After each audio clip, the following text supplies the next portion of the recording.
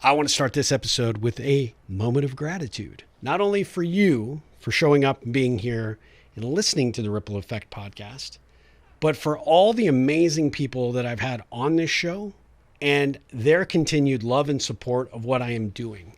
Drew Norton is actually a recent guest of the Ripple Effect podcast, and he said after our interview, I know somebody who needs to know you. You're going to love him. You're probably going to want to have him on the podcast.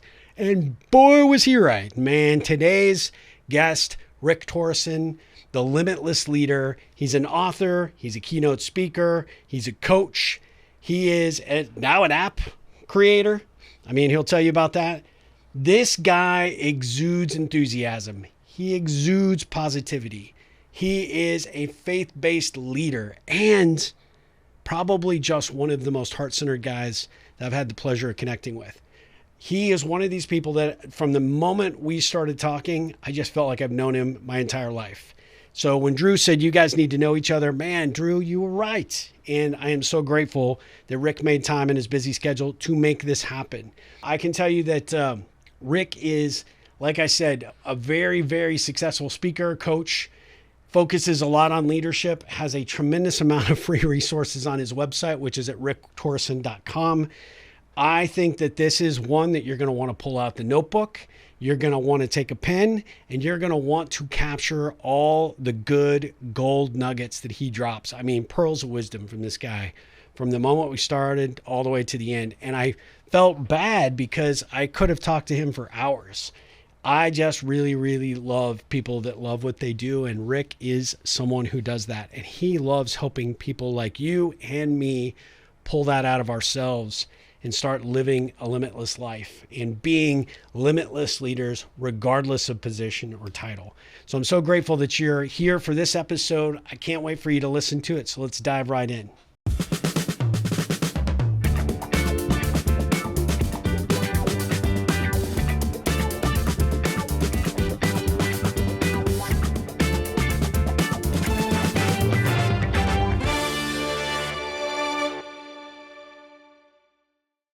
Rick, welcome to the Ripple Effect podcast. How are you doing today?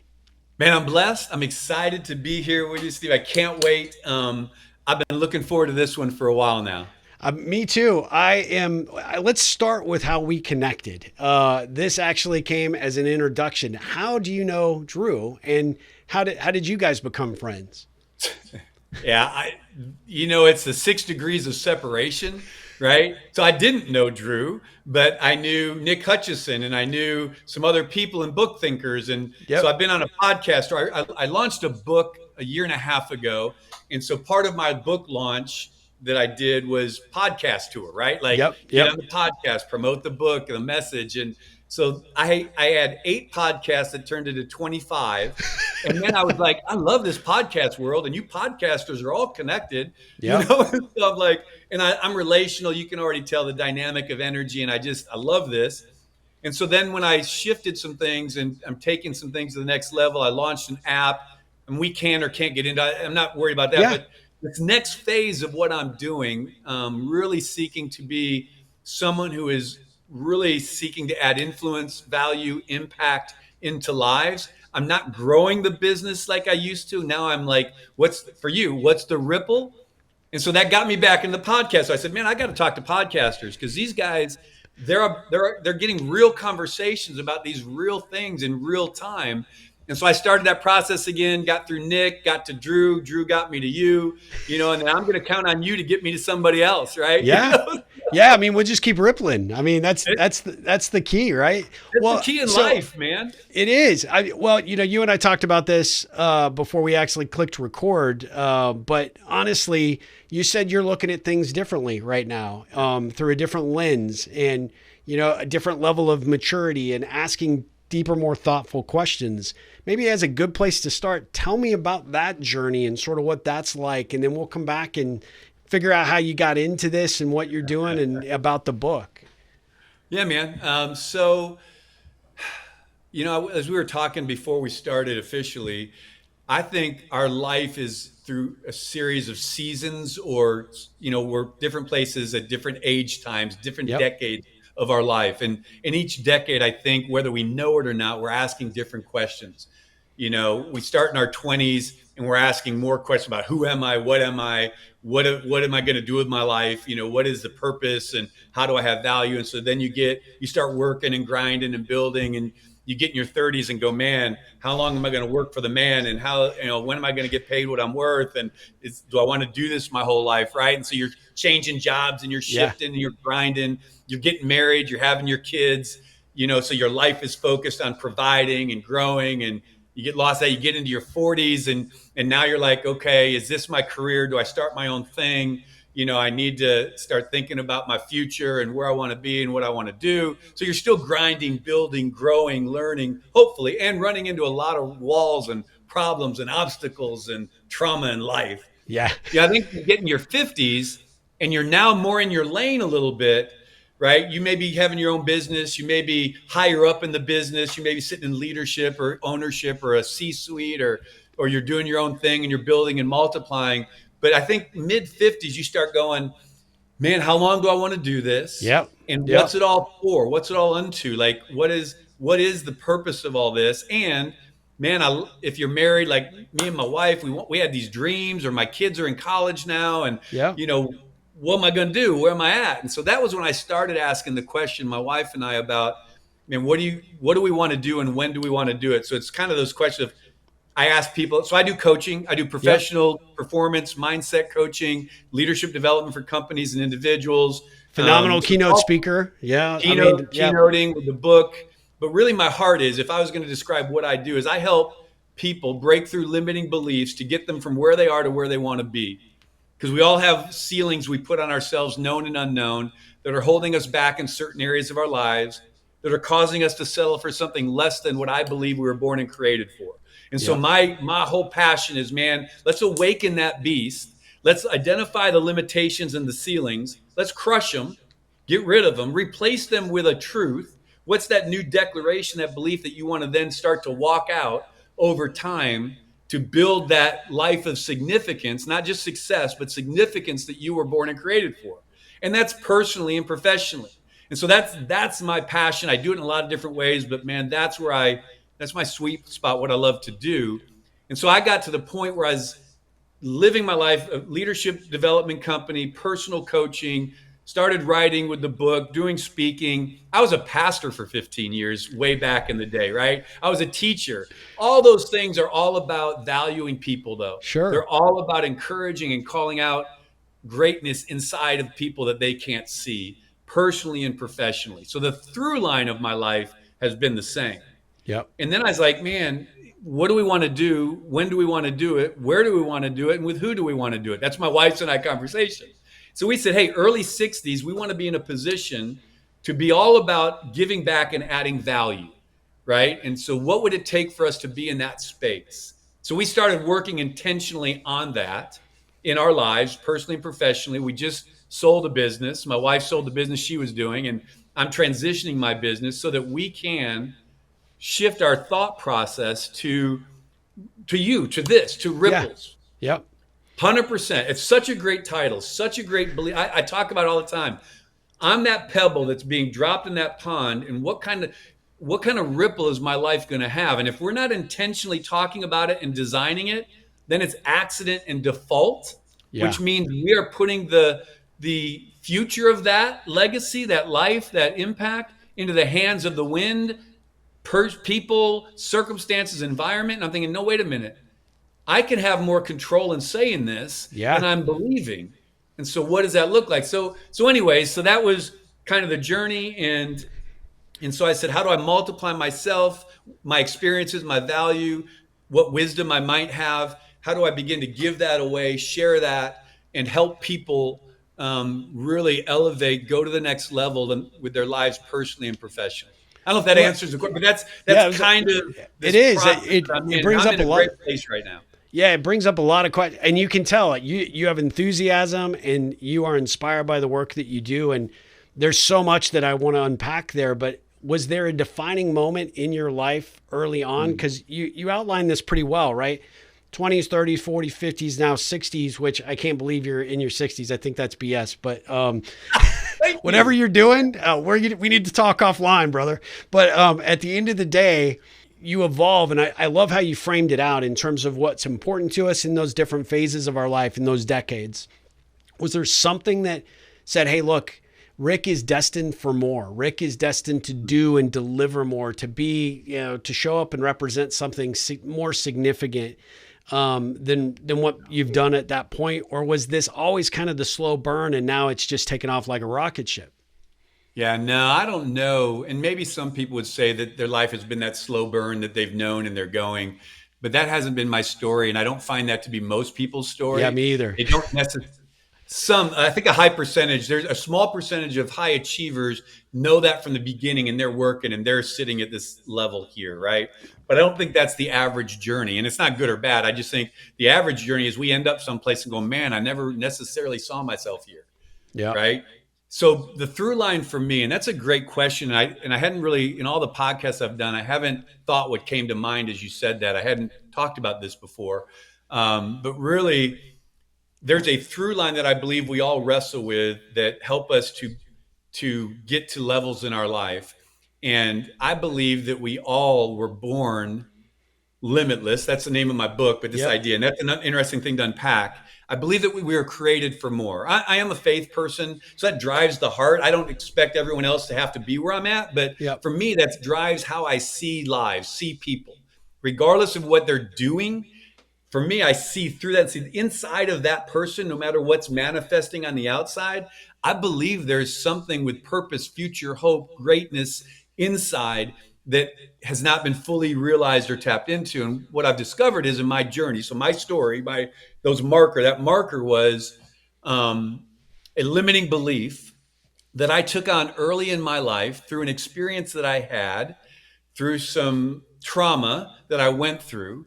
But I was raised by a single mom. I tell people that are old enough, they'll get this. I was a latchkey kid before there were latchkeys, right? And so my mom's working multiple jobs. She's Yeah. out there. I'm being raised by my mom, my gram, and my hippie uncle.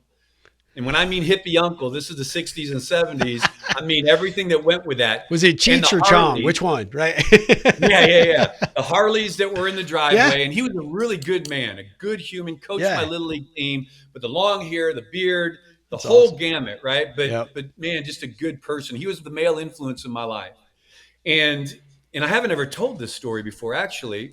I was 9 years old when I'm in the hospital. I think I have an appendicitis. My mom's got me in the hospital. I don't know what's going on. I'm not well. It wasn't, they never did. I don't even know why I was in the hospital. I look back and say, I don't know what was causing me there. But I believe there was a moment that I was there for a bigger reason, because I remember being in the hospital, my mom walking in. And you ever been with a parent or someone when you know something terrible happened and they just walk in the room and you can see it on their face, or they call you and you know the minute you hear their tone, you're like, okay, what Oh, happened? yeah. What's wrong? Right? Something's up.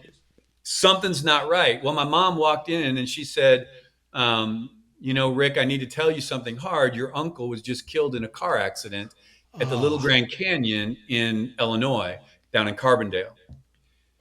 I'm so And sorry. that was a huge, I didn't realize it at the time, but that was a huge marker we have markers, Yeah. big ones and little ones, but there's markers in our lives. That marked me in a way. And and I can look back and tell you, I didn't know what it was doing at the time. But here's the thing, we all have experiences, and the experiences are traumatic in themselves. But the trauma isn't from the experience per se. The long lasting transformational trauma that happens in our lives is how we interpret that experience. Yep. How in my mind at 9 years old, I begin to define life, relationship, God. I didn't grow up in church. Faith was never a part of it.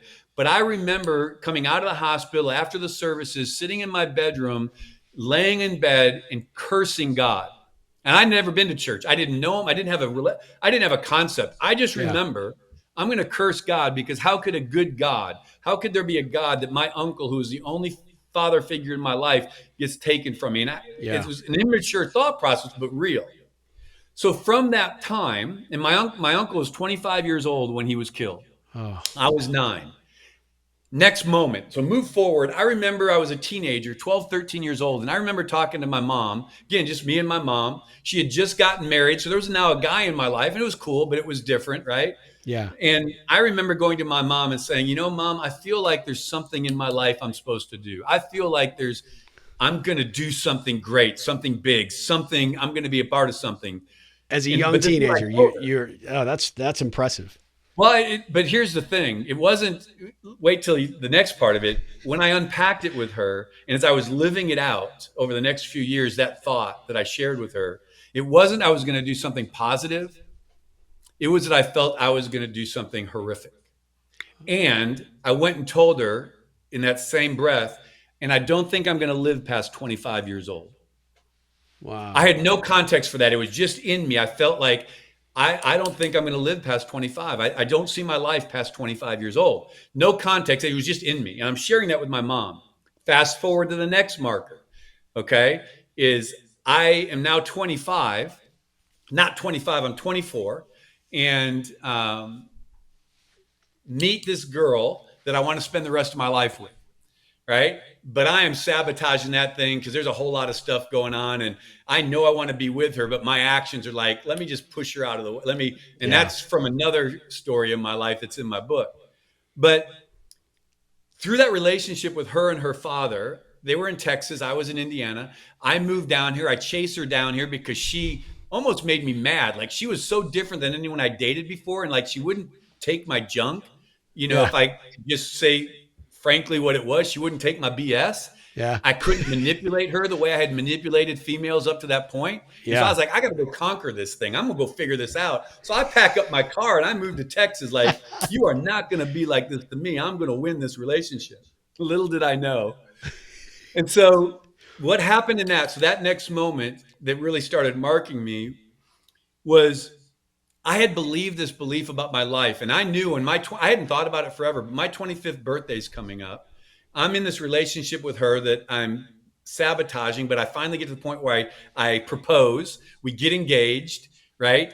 And we're going to get married in the next 9, 10 months, but that's going to span my birthday, my 25th birthday. And it came back to me like, oh my God, I remember the dreams of not living past 25. Yeah. And I started getting nervous, and she didn't know that, no one, but I knew that. And now there's anxiety and things building in me, and it was real tangible the 6 months leading up to this 25th birthday, and no one knows it. And this is just an incredible weight at this point for you, right? It's a Because you're weight that thinking, I'm yeah, feeling that my mom had since passed. Oh no, she hadn't passed yet, but she had gotten cancer, right? So she was ill, and I was dealing with that, and so anyways, the reason I'm sharing that is because I had this mindset from early on that I was believing about my life, my future, my potential, my possibility. Consciously, I wasn't thinking about it, but unconsciously, it was in there yeah, and it was driving my life, my behaviors, my actions, my relationships, pushing people away, isolating. If I don't believe I'm going to live past 25, why would I want all these people in my life? Why would I want to pursue something that I could never fulfill? I didn't think that, yeah. but looking back, that was driving stuff. So I get to this point, and I know this is a long story. I'll try to No, really you're good. condense You're it good. here. It's But what fascinating. happened was, as I moved to Texas, I don't know anyone. I played college basketball, played a little bit in Australia. I love ball, right? And so it was just part of who I was. And so when I came down to Texas, I knew no one. And my girlfriend at the time, she goes, "Hey, I know you love basketball. There's this guy who is in leagues and he's looking for people to be on his team." She didn't tell me initially that he was a pastor and that he was playing in church leagues. And she Okay. knew if she would have told me that, I would have said, Nah. that's Yeah. not real basketball, right? That's like, oh, forgive me. Oh, foul. Oh, my mind was like carpeted floors, Yeah. baskets on the wall. This is not basketball. She didn't tell me. So I'm like, yeah, let's play. And he seemed like a cool dude. He was a little older than I was. And we show up to play the first game. Sure enough, it's at a church, carpeted floor, baskets on the wall. And I'm like, I'm freaking out. I'm like, no way. This is not happening to me. Anyways, we play. He's really competitive. It's competitive. It was good basketball. It just happened to be the gym we were at. But we started a conversation afterwards. No, this is the honest to God truth. We started a conversation sitting in the parking lot after playing, and we just got around to faith. I wasn't looking. I wasn't for. I wasn't against. It just wasn't in my world. I didn't really Yeah. care. But we started talking because my wife was in a church, and I didn't know much about that, or my girlfriend at the time. I was like, okay, whatever. And so we started talking. I said, listen, I'm not going to talk to you about faith. until you can tell me and answer this one question I got. How can a guy live in the belly of a whale? It's the only biblical story I knew. And so I'm like, this is a bunch of hooey. Tell me how a guy can live in a whale, then I'll talk to you about all this other stuff. And he laughed at me, kind of like you did. He was like, what? And he said to me, he said, listen, I'll answer that question for you if you let me start somewhere else. I share all that to say we started a conversation around faith, identity, value, worth, not religion, not church. I wasn't going to a church. It was around this relational God and my value and worth, my createdness. And I was like, okay, I'm intrigued, right? I'm helping him with youth stuff, watching these youth do stuff that I've never done and talk about things that I've never talked about. So I was intrigued. Again, long story short, it came to a head and I said, okay, I'm in, I'm buying in. I want this. What do I do? And he goes, well, you need to confess and make a decision for Christ and get baptized. I was like, okay, check the box. Let's go do it. Yeah. Yeah. So we go and we do this. Here's the thing, and I get emotional thinking about it. That decision happened on my 25th birthday. Wow. And I didn't understand it, but when I got baptized and joined the church and became a Christian and gave my life to Christ, the statement they said is, you are now dead to your old, you're dead to your old life and you are now alive in Christ. And it hit me. I died at 25. Wow. And That's that incredible. moment, that marked me and set me on a journey to where I am today about the identity and calling and createdness inside of all of us that we don't realize we have, and that there is a life we were born and created for. Whether you believe in faith or not, for me, that's the road that gets you there, and understanding that is the true freedom. But I'm okay with wherever people are. And I thought, how do I help people understand the lies they've been living under about their life, their value, their worth, their identity, their capability, their possibilities? How do I help awaken the ceilings they put in their lives that are calling them and causing them to settle for something less than they were born and created for? How do I help them break through that? Well, the first thing is they got to see it. They got to realize it's even there. Yep. Because sometimes we hold these beliefs I held this belief for almost 15 years, right? Yeah. Yeah. And it became normal for me. It wasn't something I thought about. This is just how I deal with relationships. This is how I deal with life. I push it away. I don't let it get close. I don't really, I'll present to you how awesome I am, but then I'll run away when it really comes to having to show up. I'll figure out a way to back away, to break it off. And I realized I'd been living this life. My behaviors were matching an internal belief that I didn't know I held that said, I don't really have value and worth, and I'm not ever going to amount it because I won't be here that long. Yeah. So why So bother why bother? Yeah. anything I was else? exactly what I was thinking. Yep. And so that was driving me until this moment. And I went, wow, that belief was a lie. It was never true to begin with. Right? So what happened, my uncle dying, the trauma of that, but how I interpreted it was not based in truth. It was emotion and feeling that I then drove to my behaviors. My beliefs drove my behaviors that then got these outcomes repeatedly for 15 years until this moment. And when I went through this and I woke up, I came out of the water and I'm like, it was immediate. It was like, oh man, I just died. Yeah. And I have a life in front of me. And so that started driving how I was doing things and what I was doing and how I saw people and how I began engaging. And so again, long story, but that was, and I've never told that story yet. In all these podcasts, there's another story that I tell, but this one, it's interesting. Thank you for the question. Thank you for Of bringing course. that up, because that was Thank you for a sharing. big I mean, marker in my life. I got goosebumps. I mean, it's unbelievable. I have to ask you, in that moment when you recognize that, what did you feel at that point? Was it like a new lease on life? Did you look at, this girlfriend now that you pursued so hard as, now this is my partner, this is who I want to be with for the rest of my life? And are you dedicating your heart more to, rather than self-fulfillment, the service of others at that point? Or was there still, some learning and transition, or did you just kind of know? Man, that's such a great question, Steve. Right? So it's both and. But I'll tell you what I felt, not necessarily consciously, but in that moment when that revelation hit, I felt valued. I felt seen. I felt heard. I felt purposeful. I didn't have a clue what I was going to do. Yeah. There was no like, now I'm going to go conquer the world and I'm all healed and I'm free. But Yeah. in that moment, I felt valuable. I felt worthy. I felt like I didn't know what it was, but there was meaning and purpose Yep. that I was created for something. And now that dream where I told my mom that I was created, I believe that I'm going to do something significant with my life. Now it had context Yeah. because I was free to realize the significance was going to be to add value and worth and make a difference in the lives of a generation of people, whether it's 10 people or 10 million people.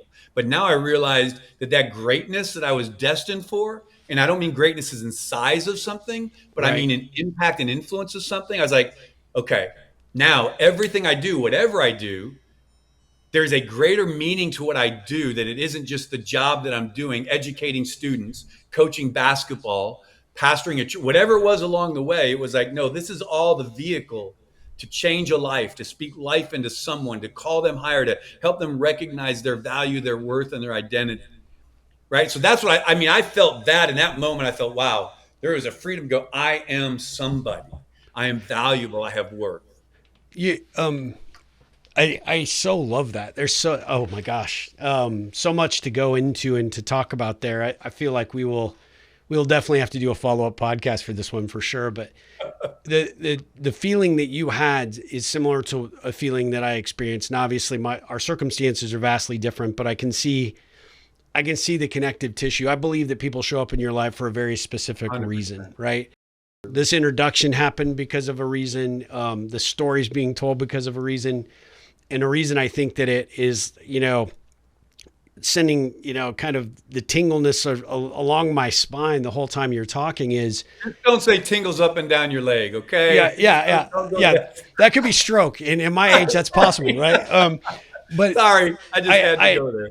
I could really identify with what you were saying, and I can almost identify with the age because I grew up in a family that wasn't a great home in life, didn't have a lot of positive things, and I was the fourth child out of four. My next closest sibling's 10 years older, which meant everybody was resentful of me, and I was told all along that I really was the mistake child. I was not wanted. I was not, valuable. And I remember sort of being in this shell, a protective shell, shy, introverted. Connecting with people was not my strong suit, right? I would much rather just hide in a corner.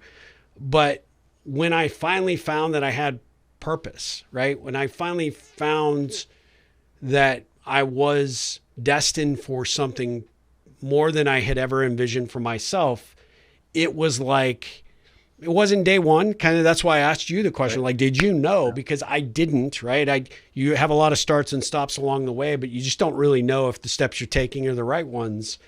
But when you can make an impact, like I have seen through your work and doing the research about you, the positive influence that you've had, the ripples that you have created, once I had a confidence level in that, yes, I was here for a defined purpose and it was going to be up to me to figure out what that was, but that I had value and I had a reason for being here, which was to make a difference in people's lives. It was like very much like you said, born again, and saying like that past shell, that past kid scared of his own shadow. Yeah. I got to get as far away from that as I possibly can. It wasn't like I all of a sudden just became this gregarious, fantastic individual, but I found new power and purpose. And I felt like at the end of the day that now I had a reason to be here. Yeah, yeah, that's great. Yeah. And so Absolutely. I really May not identify know with what the what you're reason talking about. is, but I felt it, right? I didn't Yeah. have a clue where I'd be today. I never pictured this. I didn't have any idea. But how I went about life was different. How I Yep. saw people was different. How I saw myself was different. I still had Let to me, work it out. yeah, let me ask you two specific questions there. What Yeah. was it at that point that helped you? What did you do to live your life differently at that point? And I'll ask you the second question after you answer that one. Yeah, so a lot of it was the people I was surrounding myself with because I was just coming into faith, right? And so fortunately, the youth guy, the basketball guy that took me on that journey, right? And my father-in-law at the time when I was dating, one of the things he said to me in this process that led to that moment He said, man, we think you're awesome. We're so glad you're part of our family. We weren't married yet. He said, but if you really want a life with my daughter, you need to get your life right with the Lord. Yeah. I had no clue what he meant. I mean, it's like, I liked his daughter, but he got in my space. It's like one of those, hey. And he's a very well respected, amazing business owner and leader in the community, everything. And it didn't turn me off, but it caused me to inquire, like, okay, what does that mean? And what does that look like? Right. It was people like that, the basketball guy that I played ball with, the youth in the youth group that I was helping serve with, watching youth ask different questions, live a different life that I never lived and didn't even know was possible. Right. So they're provoking my journey. And I was in a Methodist church that was 100 years old. The preachers wore robes. It was marble stairs, glass, big organ. That was my entry into the church. Nothing about that was attractive, inviting, or going, hey, this is where I should Yeah. be at Yeah. 25 years old. It was the blue hairs, and we call them in Texas, we Yep. call them Yep. blue Yep. hairs, the older ladies who go to the beauty shop every week and dye their hair this blue color. They loved me. They brought me food and didn't know me. This is all before. This is all the nurturing that's happening. They Yep. got me furniture because I didn't have any. They loved me without condition, and I didn't know why. So I'm saying all that because it was relationships that began to surround me that were for me and didn't want anything from me. Oh yeah. Well And, put. and I I love was that. like, what is this? And so throughout my life, I started seeking out relationships, mentors, people who I saw and went, there's something different about them. Not a faith Yep. question, but it was what I found underneath all of them was a faith that drove them. But I began to seek out people. I'm a big Maxwell person. I'm part of his Yep. team and I do stuff with him. But when he tells his story, he went and he would go and pay for people's lunches that he wanted to go, and he'd travel all around. I was doing this. I didn't know him at the time or know that, but that's what I did. Is I'd call someone and say, hey, can I buy you lunch? I just want to talk to you. I just want to learn. So there was an intentionality and a choice I made, not knowing why or what, that said, I need to get around people who look like people I want to be like. Now, I'm not talking about how their business was Yeah. successful, but it was that. But I didn't have a clue about that. I was like, man, this seems like a good dude. I watch what they do. I hear people talk about them. And I'm like, how are you that dude? Yeah. Right. And so I started seeking that. Then I got a coach back. It was kind of a mentor, but I got a coach back at 26, 27 years old, was my coach for 30 years till he passed. Wow. His commitment to me, and which is what got me ultimately into coaching, and I just didn't realize it at the time, but he was discipling me in life. He said, listen, my job is not to tell you what to do or how to do it. My job is to help pull out in you the greatness that I believe is in you, and to help you and ask you questions along the way to provoke you to see what you can't see and to perfect your character. So he was working on the human Rick Torrison, right? And so this is where my coaching is. It's like coaching is first personal before it's corporate. A Yeah. lot of people, when they say coaching, they want mentoring, they want this, they want that. And I'm saying, no, true coaching for me is the personal growth side. Let me Always help personal. you Yep. become a better human. Know your values, your purpose, your life, your And then leadership. we can tackle all the other stuff. Yep. If I can grow Absolutely. this, you can Yep. go do whatever you want. I don't need to know your industry. But if I can help you have confidence, belief, replace some ceilings, break through some limitations, understand you're destined for purpose, value, and impact, then you can do whatever. And that's what he did for me. And so that was kind of that discipleship journey where he just kept asking me, what kind of husband are you? And then he'd bring my wife in. He'd say, what do you want to change in your husband? And I'm sitting there going, what are you asking her that question for? And she felt safe. And she's like, well, he doesn't listen very well. And he never really does. And I was like, what are you doing? And he'd look at me and he'd stare at me and go, not a word. Not a word. Your job is to love her, sir. And he would tell me, and he says, and so she needs to be able to tell you so that you can grow and learn. And so we'll get to you. And so, man, my wife felt so safe with him. She just started every visit, every month, unloading. Well, here's what he's not doing well. And I'm just sitting there going, oh my God. But what it taught me was the humility of life, that it doesn't revolve around me. Yeah.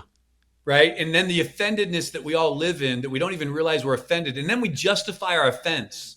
Well, if you just be better, Steve, I'd be Yeah. better. If you Yeah. wouldn't talk like that, I wouldn't respond like that. So when I don't take any ownership, I blame all of my brokenness and dysfunction on the world around me. And if the world would just be fixed, I'd be fine. Yeah. Yeah. Saying that sounds who would even believe that? Yeah. But so many of your listeners, I mean, that's how we live, whether we Almost realize it or every not. single person goes through that. They just don't recognize it, right? And It's he put the not me, it's mirror, you. Yeah. he put that mirror out and said, "Let me show you something." I was like, That, "Oh, this what a is not gift. pretty." What a But gift. here's the other thing I'd tell people that are listening to, and this is the biggest thing, guys, to any man or woman that's listening, and you want to have a ripple. If you're listening, then you already have this sense of wanting to ripple. You have got to be willing to self-assess, because the transformation of the ripple begins with the internal look at your own life. Yep. Because you're going to ripple who you are and what you are. And if you're not willing to examine that and to realize you're not perfect and the world doesn't center around you and you don't have all the answers, right? And that a lot of the brokenness around you is you are the broken person that's breaking people in some fashion. If you're not willing to examine that and to look at that and to work on that, you'll leave a ripple, but it won't be the one that you wanted to write. It'll be a Oh, different one. Hey Ripplers, before we jump back in, I want to take a quick moment to share 2 ways you can go even deeper with us. First, if you're enjoying this podcast, you'll love our paid subscription offers on both Substack and Patreon. That is where you'll get exclusive content, behind the scenes insights, and extra resources about connections and relationships that you won't read anywhere else, plus a few little other ditties. It's a great way to support the show and stay connected between episodes. And let's be honest, if you're craving something even more immersive, and who isn't, check out our Connect and Grow Ripple coaching program. Man, this is a full year of coaching, content, and community designed to help you become a more engaged connector and leader in both life and business. I love this program. I think you will too. You'll join a vibrant community of like-minded Ripplers to gain access to master classes led by dynamic experts, including me, attend live workshops, group coaching sessions, and get the accountability and actionable strategies you need to build more meaningful relationships to create an even bigger ripple effect out there in the world, which who doesn't want that? You can find the links in the show notes to sign up today. Hope to see you over there. Ripple on. I love everything you said there. I love how you framed it. I love what you've taken away from it. Obviously, I love hearing about, the coach that has clearly had a major influence on your life. And obviously, you're taking the baton from what you learned and what you experienced through him and actually applying it to your clients. And so, my hat's off to you, because I can already tell what a phenomenal coach you are and what a great motivator and inspirer you are. I was going to ask a coach-like question though, right? Based on this experience, based on what you were doing at that time, imagine someone listening to this podcast that's in their, mid-20s, and they're trying to figure it out. And now the life and world has changed so dramatically since you and I were that age. And there's so many different pressures and so many different levels of influence and so many different ways for us to feel less than perfect and less than valuable. Somebody is sitting there going, God, that sounds great, but how do I apply that to my own life? Yeah. If you could give them that piece of advice to take that step forward, whether it be in their faith, whether it be in the exploratory, getting out of that shell to realize they can be more, what advice would you give them? Man, so again, great questions. I love those podcast hosts that know how to ask great questions. You just set the tee. You just set the ball on the tee, because this is where I'm at in my life right now. And you actually identified the generation that God said to me, you need to go after and be a disruptor in the 22 to 33 generation because of what you just said. And I was like, and I'll tell you why. So here's what I tell them. Go download my Rick bot and ask it that question. So you guys are all looking, what's the Rick bot? Listen, I was asking myself. Which I checked it out. I love it. It's awesome. I created an AI clone of myself for the last 45 years of my life, all my experiences. I've digitized everything, all my coaching, all my training, all my leadership, all my pastoring, all my wins, all my losses, my books, everything went into this brain. And I wasn't sure why I was doing it. Part of it was because I talked to someone, they said, because my daughter and my son are going to be getting married probably in the next year. My daughter is pregnant. She's getting married. She's pregnant. She's going to have a baby in February. And we were having conversations. And I had a conversation that said, because I lost a friend who was my age, whose kids were, one was getting married and one was about to have grandkids, and they passed. And so the conversation was this real conversation around, man, all the things that kid's going to miss from my friend, the Yeah. wisdom, the life, the being there for the markers of their lives that child is never going to know. They're going to hear stories, and then this thing came around, this bot that people were working on and talking about creating a bot for themselves to give to their children, that they put their whole story, their life, their wisdom, their whole thing into this bot that they give to their family, that their kids can go and ask and get advice from.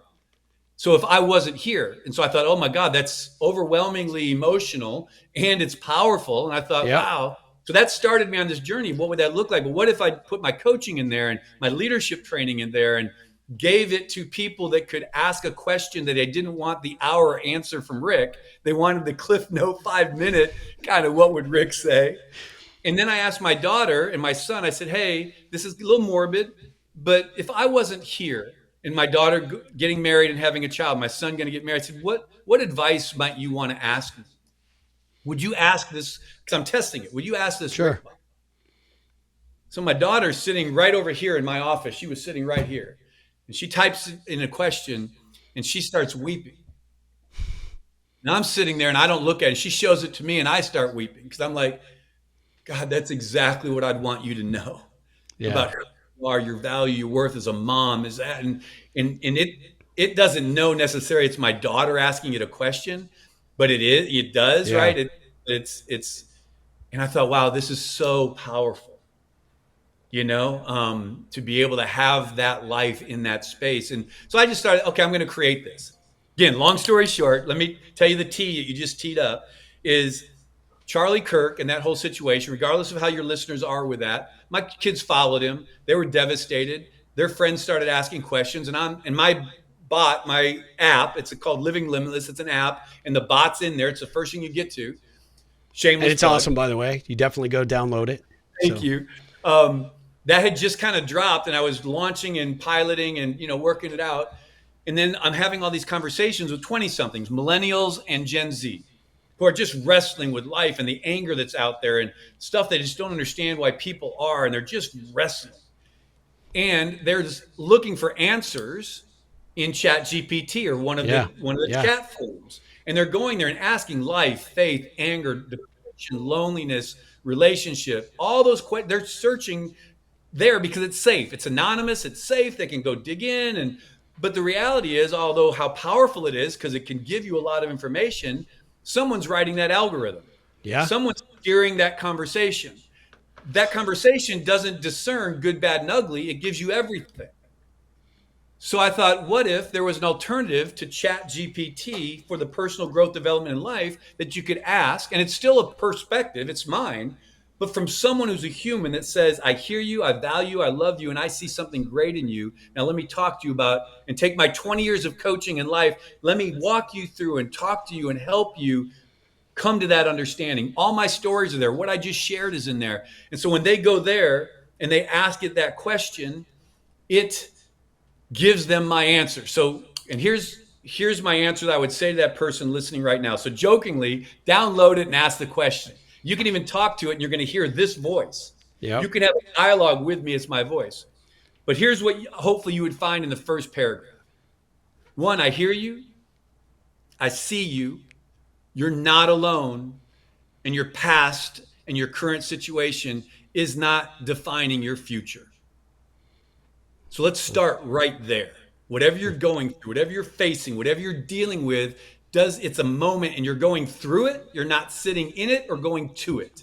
That's my heart to tell people, right? It's like, listen, we can get through whatever this is, but you first got to just lift your head up and understand that your current reality is not your future destination. Yep. Right? Your future is a blank page. It's a book that hasn't been written. You're either going to give the pen to the world, the circumstances, the environment, and other people, or you're going to decide you're the author of it, and you're going to pick up that pen. And my wife has a saying that I love, and it's her motto. She says, just do it afraid. Just do it afraid. Because we're I all love that. afraid. What a There's great no one phrase. that's not afraid. Right. So listen, picking up that pen, pick it up and understand you're either going to be the author of your future that hasn't been written or someone else's. If you're like me, you're going to say, I don't want someone else to write my future. Yeah. Right. And the other thing I tell people is, guys, listen, your past doesn't define your future. It's meant to inform it and refine it, but not define it. Right. So we live sometimes like, if this is my past, trauma, brokenness, good, bad, ugly, the whole thing, we bring it around to the front. It becomes the lens by which we view our future. And if you guys do this, if this is a visual thing, you guys can see I've got my hands in front of my face with my fingers open wide. So I'm Yep. looking at the screen and I can see it and I can make it out, but it's not clear. That's how we see our future. I can see it, but it's not clear because I've let my past become the lens by which I see myself and my Yep. future. So we've got to clear the lens. When we clean the lens, now our future is a blank page. It's wide open. Potential, possibility, change, growth, transformation, it's all in front of us. But you've got to go through where you're at, and going through is okay. But you got to believe you can, and there's a way through, and you're not alone.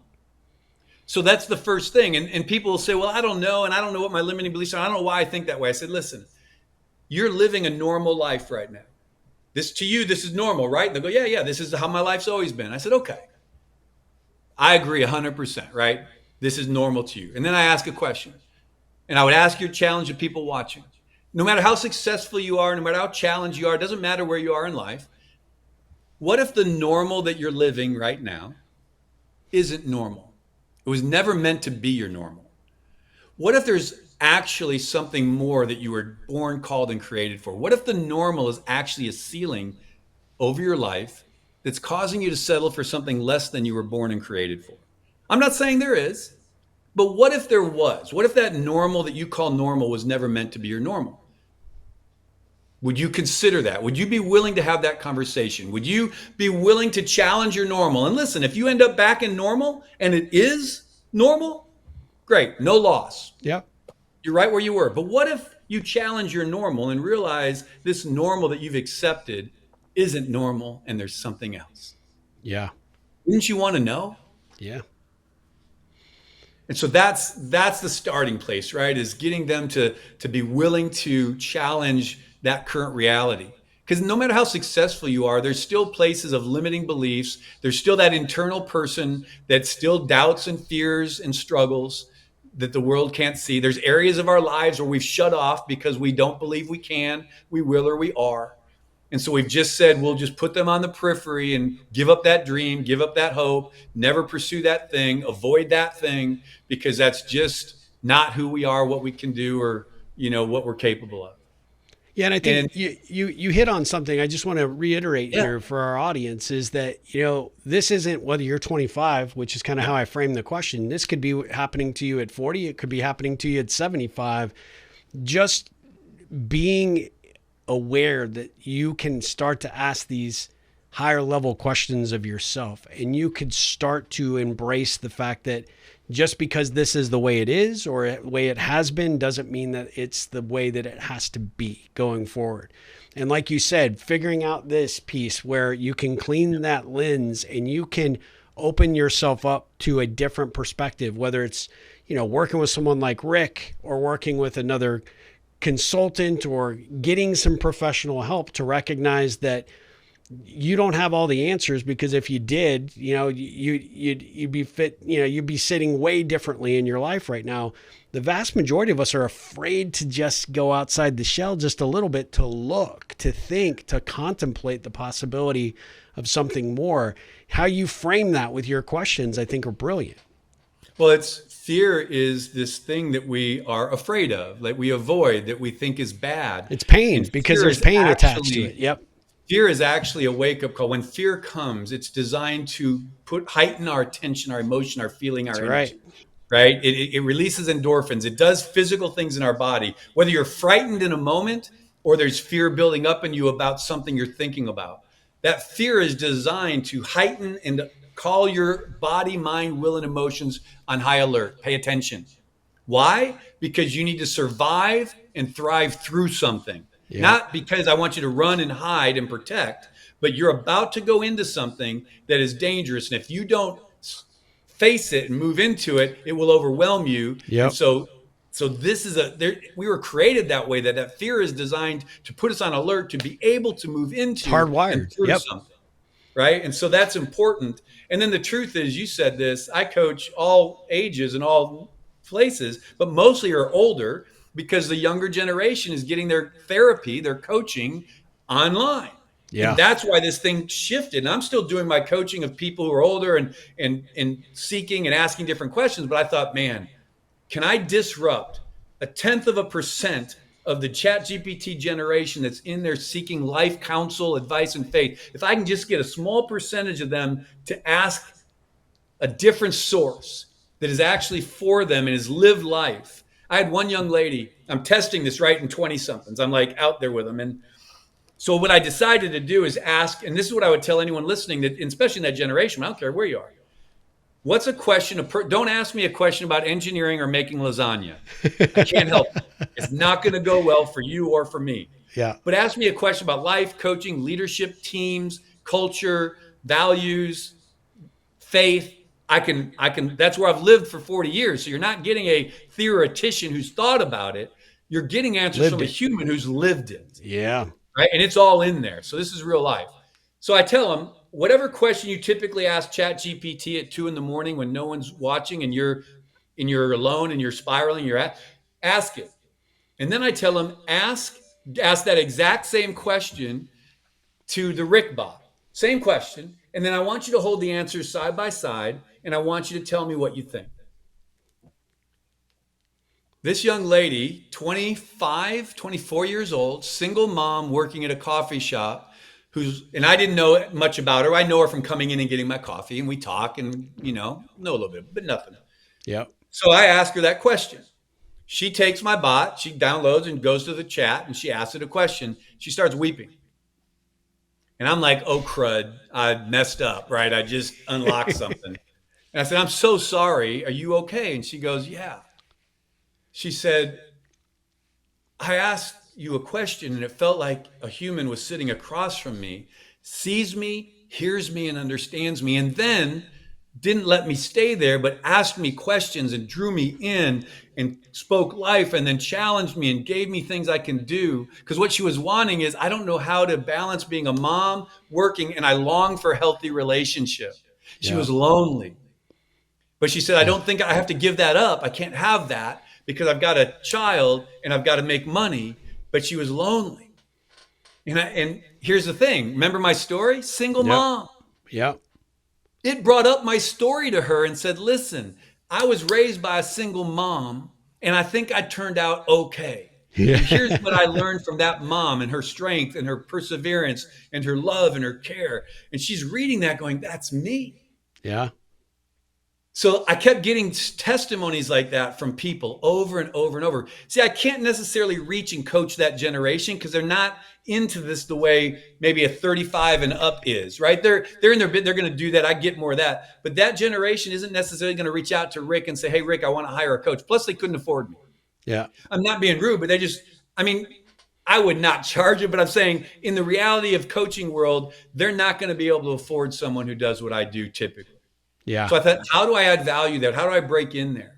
And how do I create ripples for that generation that may not necessarily turn into be a client, but you're still providing service? Yeah, you're adding value. So I'm building. So what the Lord's been unpacking the past 2 weeks is the chat bot's the entry, build relation, build connection. It's a human. Come into the community. There's a group coaching thing for that generation. I'm launching the first of the year that's just about community. It's about people asking questions where you can go real time with me, live with me, right? And then there's a daily mind shift they get. So every morning they get a positive declaration over their life that hits their phone. It's a push. They click on it, says, hey, you were created for more today. Walk like it. And it gives a little 60-second video that they're going to get every day. So I'm trying to create space for them to just speak life into them. And then if they want a human, they have access to a human, but they don't have to get to me. But that's kind of where I've been and where I am. And I'm still doing the other stuff, but I realized this is the ripple. Yep. If I can ripple into that space and let them know that you don't have to have this generic, robotic, answer that's pulling from 1,000 sources, and it's being, and don't kid yourself, people, someone's driving the algorithm. Yeah. Someone's driving the algorithm in the Rickbot, and it's me. I'm driving the algorithm. I'm plain and simple. I'm a person of faith. Now I don't But you're force the you to orb and faith. the source, so it's unpolluted. It's you, and it just happens And to be it a doesn't pull from the digitization version of web. you. People say, well, does this, do that? I said, no, I can set it to do that, but I've set it to only pull from my experiences to understand me and then how I would respond. And so you can ask it anything, even if I haven't directly done it, it's going to extrapolate my life's experience and say, from my experience, let me ask you some questions, because it's Yeah, all about identity, value, and worth. That's where it all starts. I love it. Well, So like you said, don't come to it looking for lasagna. Apparently, yeah, no, I might try to help you there, but I'm Yeah. not sure how good it'll take. that'll be in the second release. It'll be good, right? right. It's almost holiday time, and one of the best gifts that you could possibly buy your friends, your family, your employees, your coworkers, or maybe just random strangers. You want to just hand out awesome stuff. This book right here makes it excellent gift. I can personalize it for you. I've got quantity discounts. If you reach out to me, I can talk to you about that. If you go to ripplecentral.com and head on over to the shop, you'll see how affordable this amazing, life-changing, career-changing book can be for you to give as a gift. Little bow on top of this thing, and you're like, hey, let me cast a stone. Let me create some ripples. Let's do it. Ho, ho, ho, in the holiday spirit. Let's get people rippling in the upcoming holiday season. The Ripple Effect, Maximizing the Power of Relationships for Your Life and Business, the third edition by yours truly, Steve Harper, available exclusively at ripplecentral.com. Technically, that's not true. You could get it at Amazon, but those guys keep tearing up my inventory. Like literally, I send them the books and then they tear them up and then they send them back and they want me to send them new books. Don't like that. Big corporate, big box BS going on over there. Just go to ripplecentral.com. I will ship it directly to you. No bows included, because you don't want my bows. They're no good. They don't look good at all. Third graders probably do better bows than me. But the book, awesome, and makes an excellent gift. Holiday gift. It's almost that time, my friends. The Ripple Effect and some of our other things in the shop might just tickle your fancy to give as a gift this holiday season. Listen, I want to be respectful of your time. Yeah. I love this conversation. There is no doubt we are going to do a follow-up. There's so much to unpack from this. I want to give you just really quickly before we actually go in and finish up with a couple of Ripple Connection questions, if you don't mind. Yeah. I want to give you just a quick second to tell us about what a limitless leader is and tell us about the book. Awesome. So thank you, but you've already made the mistake. You said, I'm just going to give you a short bit of time to tell me quickly. Your listeners and the people, you already realize that's why they love my Rickbot. Let me tell you, because people that I coach, that I give it to, they said, man, this is awesome. I love it better than you. And I was like, why? Because I can get a 5-minute answer when it takes me an hour to get one from you in person. I was like, oh man, they ain't wrong. No, there was no subtle meaning there. I promise you. I No. love the enthusiasm. But I am, that's my own self-realization that I'm coming to. But quick answer. So what is a limitless leader? I believe a limitless leader is someone who lives their life principally based as people of character, seeking to leave an impact and influence on the people and world around them that's something greater than themselves. A limitless leader is raising up other leaders. It's investing in other people, whether one-on-one, your team, it doesn't matter. Leadership is not first a position, title, or paycheck, although we define it by authority in those structures. That's secondary. That's doing of a leader.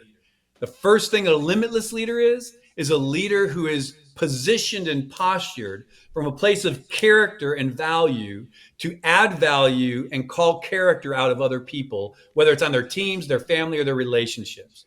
And I have 6 principles I talk about that are foundation, things like humility and service, and that those are the things, this person work. A limitless leader is first personal, done the work here, and then values you enough to lead you and value you and raise you up. That's a limitless leader.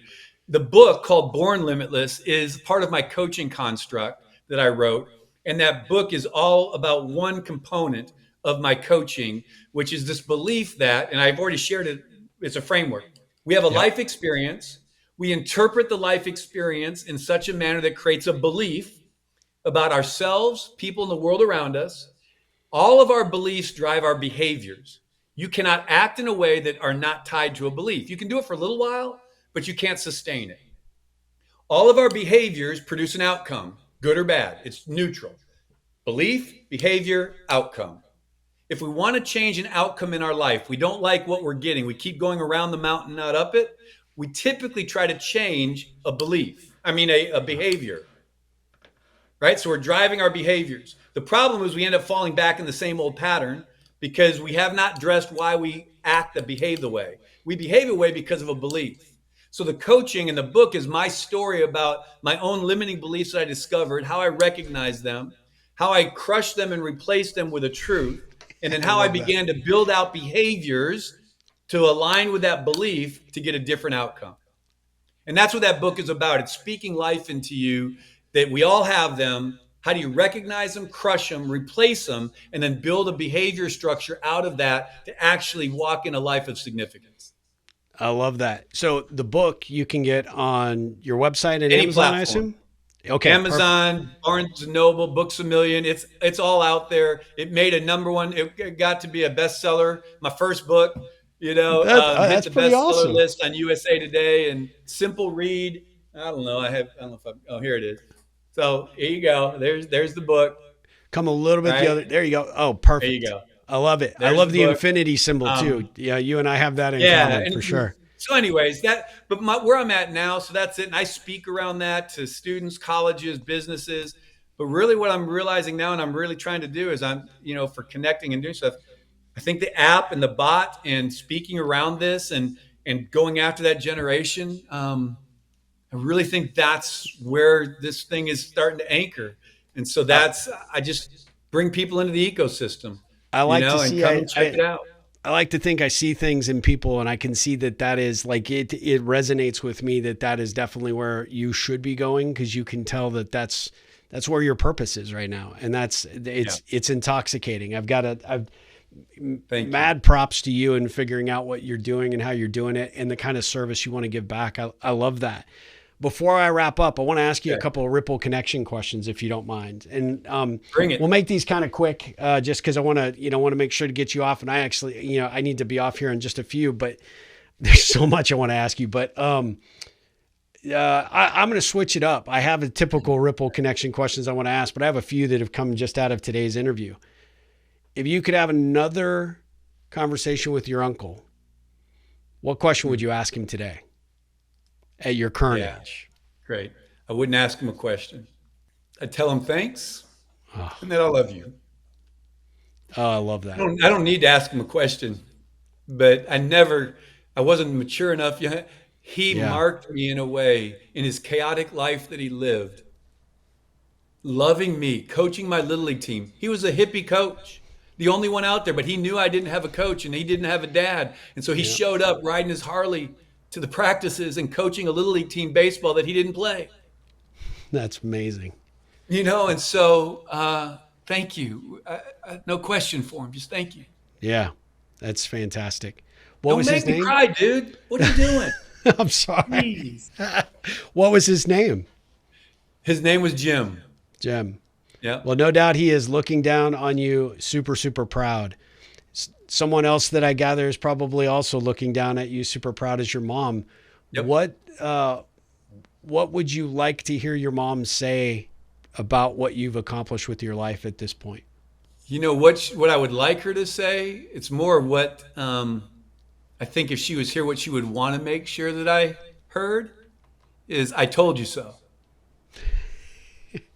That's a good one. She believed in me and loved me in a manner that when I was not worthy to be loved, when I was a nothing but a pain. And she would call me on my birthday when I was born at like 4 a.m. every year, screaming in the phone, "Happy birthday. I remember the day. Oh, you were a pain from the day you came into the world." And you were so, and so my mom, what I would, if I was going to say something to her, I would want to say thank you and, for what she did. And what she would say to me is, "I told you so. Just took you too long to believe it." Yeah. But you got there, so But I got there. You're doing And it proud.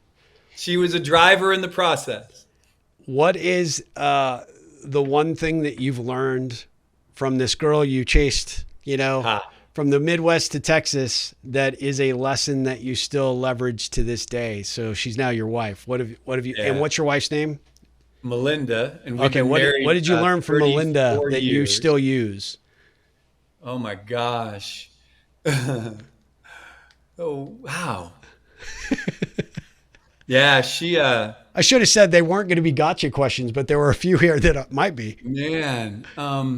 Yeah, we've been married 34 years. And she is my best friend. And it wasn't always that way. Our first 10 years were really, really, really hard. Yep. And I guess what I would take from her is the whole thing of commitment and responsibility. Your words matter. And when you stand up there and you grab a hand and you look each other in the eye and you say, I do, thickness, thin, rich, poor, life, death, I do, that's a covenant. It's a commitment. And that commitment matters and your words matter. And no matter what it looks like in the moment, it doesn't define. I mean, that's what I'd take from her. It's like, because it was hard for her, hard for me. We went through some stuff. Yeah. And we never questioned the commitment. It was not an option. And I would tell this generation, listen, I know it's hard and the emotion in the moment seems overwhelming, like you could never get through it. But I've now got 34 years of a relationship with my best friend that we're about to go in the next few years, however many we got left, and we're going to kick it. We're going to have some fun. I am looking forward to it, and she's looking forward to it because we put the time in and did the hard work and we didn't quit. And that's what she taught me is we ain't quitting. I don't like you right now. In fact, you're probably on my enemy list right now, but we ain't quitting. Yeah. So that's the thing I keep taking from her. I love that.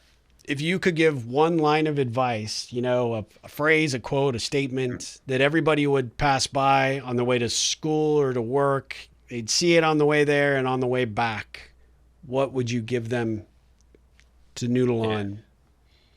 So I have a statement that I close everything with and that I do, right? And this is what I tell people. I'm believing that your best is yet to come. I believe that you were born limitless, that you were created for more, not more stuff, not more things, but influence and impact, a future and a hope. Woo, right? That's awesome. And so I don't know what that future and that hope is, have no idea. But my passion, my heart, my love, what I'm giving my life to is helping you discover it and to walk it out. Wow. Right? And so that is what drives me every single day in every relationship. That's amazing. Thank you for sharing that, for sure. Well, thanks for giving me the opportunity.